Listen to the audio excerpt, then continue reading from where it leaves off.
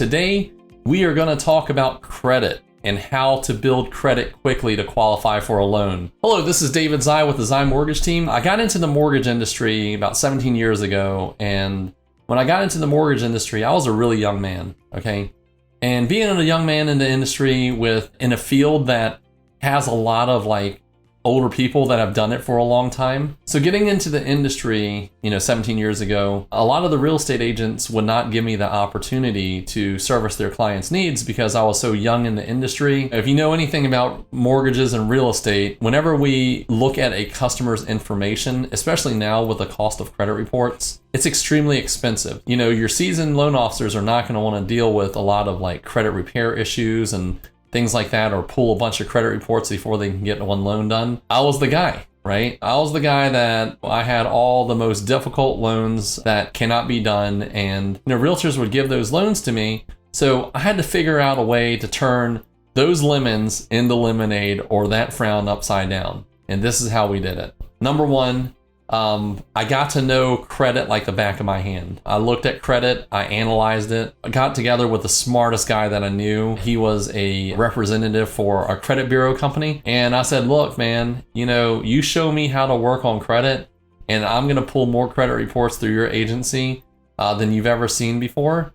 And I'm going to make you a lot of money by doing it. So he took me, under his wing and said, look, this is how you do it. And these are some of the tips and tricks. So when I look at a credit report now, I can analyze it. And like the back of my hand, I can say, look, this, and this needs to be done. And this is how we can get you qualified. One of the first tips is if you don't have credit, you need to have credit, okay? You need to have different types of credit. And one of the most important types of credit that you have to have are secured and unsecured credit, and that is credit cards. Some people don't like credit cards, and I'll tell you, when you don't like credit cards, that's not going to be friendly on your credit score. When you're looking at getting credit, one of the most important things to look at is the credit limit. Okay, you want the higher credit limits. The higher the credit limits, the more you have room to make up for any potential issues. So what I mean by that is whenever you have a credit card, it's revolving. That means every single month there's a payment that's needed, just like any other type of account. However, you can constantly dip into it. Like a credit card, if we utilize it over 50%, your credit score is going to start dipping. If we have the utilization under 50% and have it at 30%, the credit score is going to go up a notch. If it goes to 20%, it's going to go up another notch. 10%, 5%, and even down to 1%, okay? We never want our revolving credit cards to be at zero.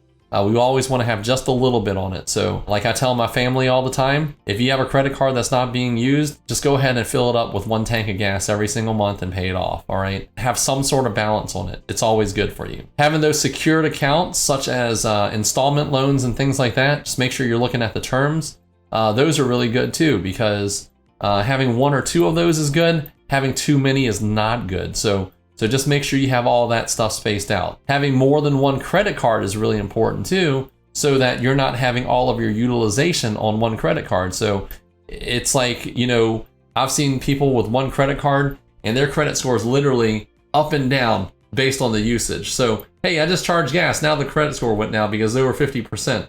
I paid on it the next day. Now it goes up a little bit. So having that credit utilization and the percentage under 50% is really important. Avoid applying for credit cards that you're going to get denied for. I love to use this story, and honey, please forgive me. We're going to talk about my wife. When I first met her, we had malls, right? We had malls back then, and every time she walked into the mall, they would say, hey, we can give you a 5% discount if you apply for this credit card.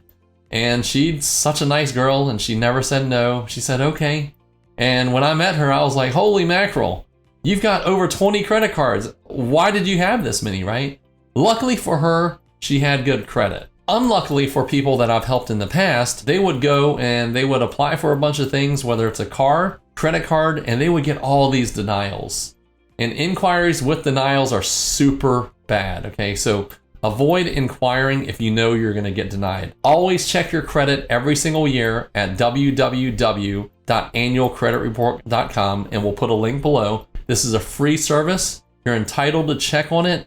I highly advise that you do check on it just to make sure there's not any fraudulent accounts, any fraudulent lates, any inquiries that should not have been there. It's really important to do that. The next thing is that's really, really crucial to credit is avoiding lates, okay? I don't care if you rob Peter to pay Paul and make the minimum payment every single month and you pay a lot of interest, but the second that you are 30 days late on a credit card or an installment loan or a mortgage, which is the worst, your credit score is going to see the biggest dip since Michael Phelps jumped into a pool. Like, I mean, it will be a big giant dip in your credit score. So definitely avoid the lates, figure out a way to at least make the minimum monthly payments. If you're not good with credit, one of the best ways of getting credit is family, friends, authorized users, and joint borrower accounts. I've talked about this in previous videos, and one of the most important things to do is, especially if you're young, like my children, for example, the second that they are credit worthy to be able to buy something and put something in their own name, I'm going to help them establish credit, okay?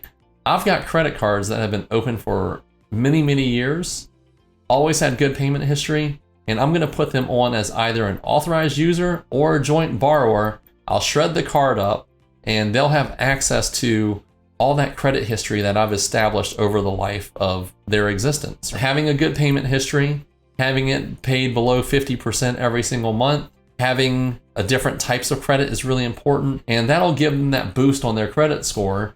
So immediately, if they're going out there to purchase a car or a home or anything that's secured or even insecure, they're going to be set up with the best interest rates. And then finally, I already alluded to this, and that's the length of credit. How long have you had your accounts open?